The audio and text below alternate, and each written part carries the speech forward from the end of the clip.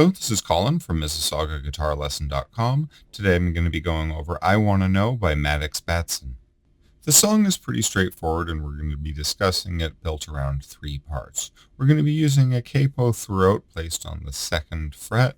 That's really only necessary for the second and third parts. You could do the first part without it, just as long as you're using the same literal frets.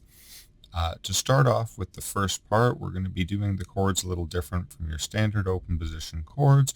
We're using just these two note chords using just two fingers on the left hand and then using a finger picking style using two fingers on the right hand. We'll start out with our first finger on the first fret relative to the capo of the sixth string, and then our second finger on the second fret of the third string. So we're just going to hold those two notes down. Then using our right hand, we're going to put our thumb on the sixth string and then our index finger on the third string and just pluck up on those two notes like that.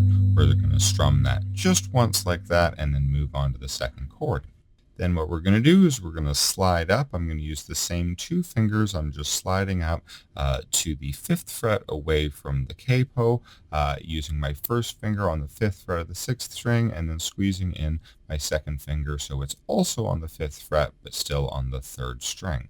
Then using the same two fingers with the right hand, I just pluck on those two notes. Then I'm going to go off to the third chord, once again just sliding it from where I'm at. So I'm sliding my index finger to the third fret on the sixth string while moving my middle finger to the fourth fret on the third string, and then I'm going to pluck there.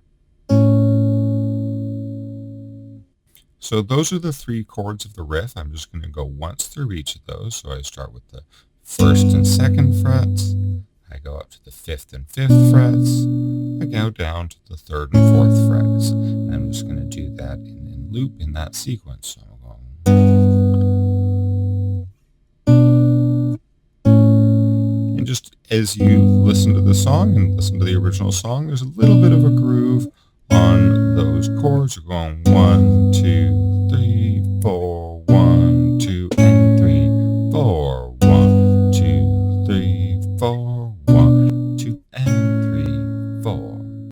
So that riff basically repeats through the entirety of the song, and then we'll be discussing the acoustic parts that come in the choruses later on. I'm using an acoustic guitar for the chorus because you can hear that sound in it, but you could really do either part on either style of guitar, whatever you have and whatever works for you. So in the chorus, we just come in with some fuller open position chords that are really just reinforcing the same thing as the chords we heard in the verse. The first chord that we hear in the chorus is called an F chord. You might have seen different ways of doing an F chord, and if you know the chord, whatever way works for you, but I'll just go over a straightforward way of doing it. What we can do is hold our first finger on the first fret of the second string, put our second finger on the second fret of the third string, and put our third finger on the third fret of the fourth string. And we're trying our best to strum only those three strings we're holding down, so just the fourth, the third, and the second, just trying to aim the pick towards those.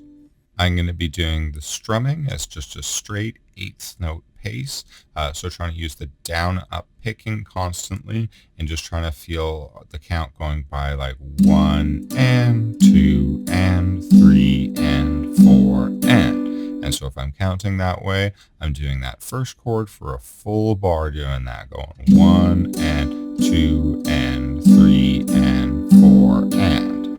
So switching over to the second chord is A minor. If we can think about how we're going to switch from our F to the A minor, we're going to start off by keeping our first finger in place on the first fret of the second string. Then I'm going to move up my middle finger from the second fret of the third string to the second fret of the fourth string while I wrap around my third finger over to the second fret of the third string. And then now I'm holding the A minor. When I want to strum that, I'm going to be trying to strum from my fifth string all the way to the first string, and that's the full sound of the A minor there.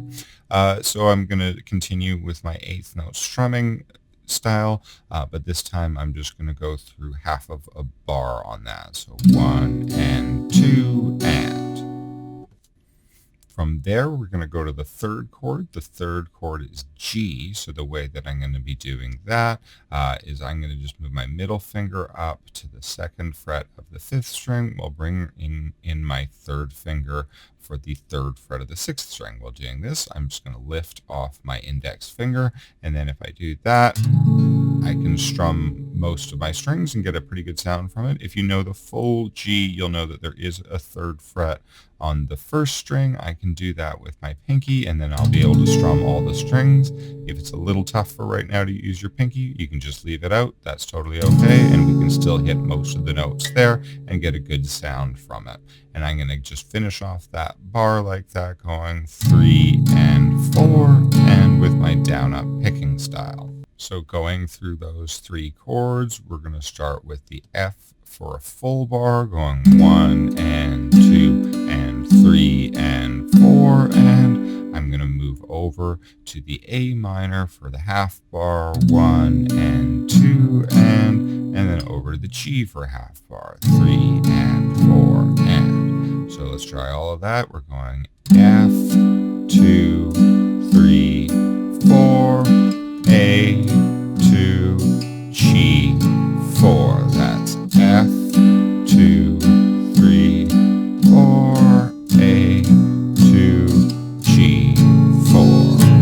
So that would be a fine way of doing the chords. You could basically keep those chords going through the entirety of the song as well. If you're just looking to strum the song along at a campfire, then that's probably the way that you want to go about doing it. There's a couple little details that we can throw in there as well to make it a little bit more true to how we're hearing it in the song, though.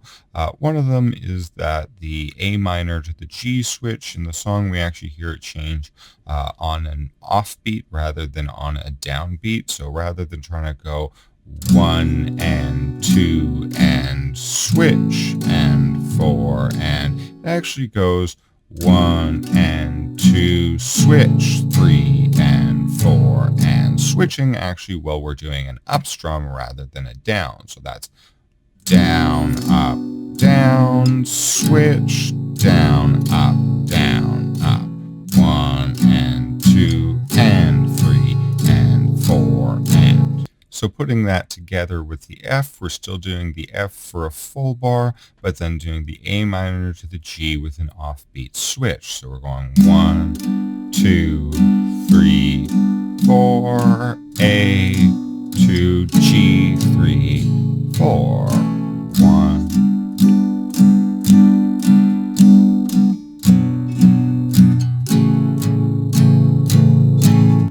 And if you want to make it a little bit more advanced from there, depending on your level, rather than the 8th notes, I can just double up my timing and go at a 16th note pace, which we also hear some instruments doing in the song. So that would be more of a...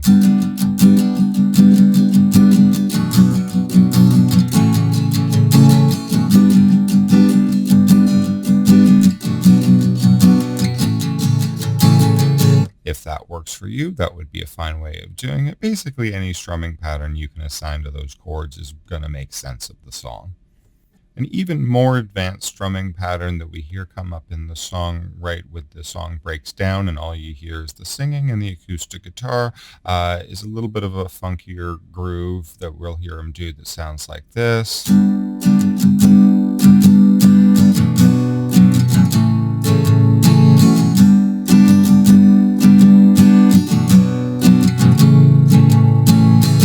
So that's a little bit more of an intricate down and up strumming pattern. So the way that I'm approaching that is I'm trying to go down, up, down, up, down, up, down, down, down, up for my F chord. So once again, I'm going down, up, down, up, down, up, down, down, down, up. And then I'm applying the same pattern to the A minor and the G, but because I'm switching halfway through the pattern, what I end up doing is A minor for down, up, and then I go to the G for down, up, down, down, down, up. So I'm going down, up, G, up, down, down, down. So if I go through the 2 chords in a row, the 2 bars in a row, we're going to go F, down, up, down, down, up, A, G, up, down, down, down.